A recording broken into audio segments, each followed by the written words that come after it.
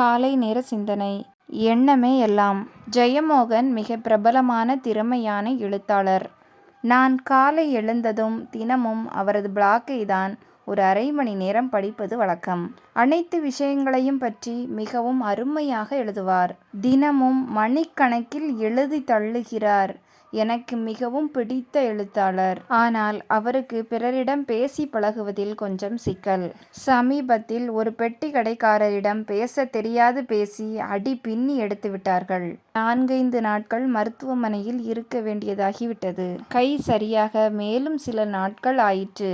ஒரு முறை ஏடிஎம்மில் பணம் எடுத்துவிட்டு கதவை திறக்க தெரியாமல் கண்ணாடி கதவை உடைத்து விட்டார். ஏடிஎம்மில் எடுத்தது 500 ரூபாய். கதவை உடைத்ததற்கு பெனால்டி 5000 ரூபாய். நாகர்கோவிலில் இருந்து சனிக்கிழமை சென்னை செல்ல வேண்டும்.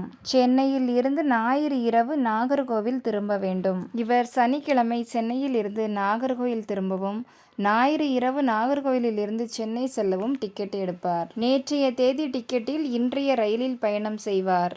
இல்லையென்றால் நாளைய டிக்கெட்டில் இன்று பயணம் செல்வார். இவரது நண்பர் இவரை சிங்கப்பூர் அழைத்து சென்றார்.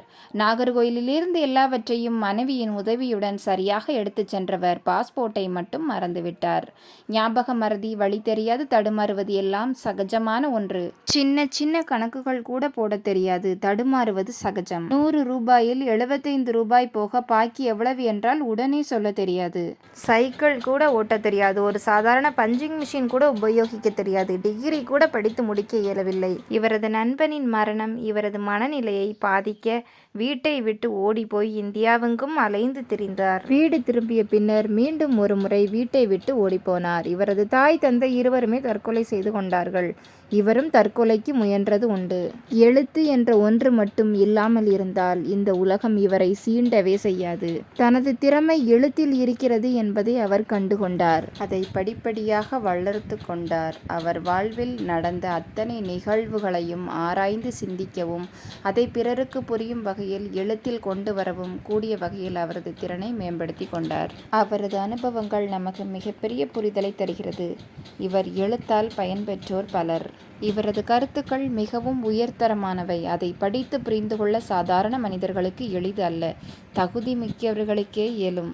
தனிப்பட்ட முறையில் எடுத்துக்கொண்டால் எந்தவித தகுதியும் இல்லாத மிக எளிய மனிதன். ஆனால் அவரது எழுத்து மிக உயர்ந்த தரம். அதை புரிந்தவர்களுக்கு அவரது உயரமும் தரமும் அவர் மீது மிகப்பெரிய மரியாதை உணர்வை ஏற்படுத்தும். அவரது எழுத்தை அறியாத பாமர மனிதன் தன்னை விட தரம் குறைந்த மனிதனாக எண்ணி எள்ளலுடன் ஏளனமாக விமர்சிப்பது உண்டு. தினமும் முகநூல்களில் ஒரு 100 பேராவது இவரை வசைபாடுவது உண்டு. ஆனால் அவருக்கு அவரது பலமும் பலவீனமும் நன்கு தெரியும். அவர் இவர்களை எளிதாக புறந்தள்ளி கடந்து சென்று விடுவார். தனது பலத்தை நாளுக்கு நாள் அதிகரித்து கொண்டே செல்கிறார். எனக்கும் கோபம், காமம், குரோதம், வெறுப்பு, பயம், பொறாமை என்று பல மோசமான எண்ணங்கள் வருவதுண்டு. அதனால் நானும் பல செயல்களில் திறன் குறைந்து செயல்பட்டு அவதிப்பட்டதுண்டு. நான் தகுதியற்றவன், என்னை விட பிறர் உயர்ந்தவர்கள் என்று மனம் நொந்து தளர்ந்து போனதுண்டு. என்னிடம் என்ன திறமை இருக்கிறது என்று என்னுள் தேடியதில் எனது சிந்தனைதான் எனது மிகப்பெரிய பலம் என்பதை தெரிந்து கொண்டேன். ஆனால் எனது சிறந்த சிந்தனைகளை பேச்சில் சரியாக வெளிப்படுத்த இயலவில்லை. தேவையற்ற கருத்து மோதல்கள் மனித உறவில் விரிசல்களை தான் உருவாக்கியது. அதனால் எனது சிந்தனைகளை எழுத்தில் பதிந்து வைத்தேன். படித்து பாருங்கள் என்று கூவி கூவி அழைத்தேன். படித்தவர்கள் குறைவு.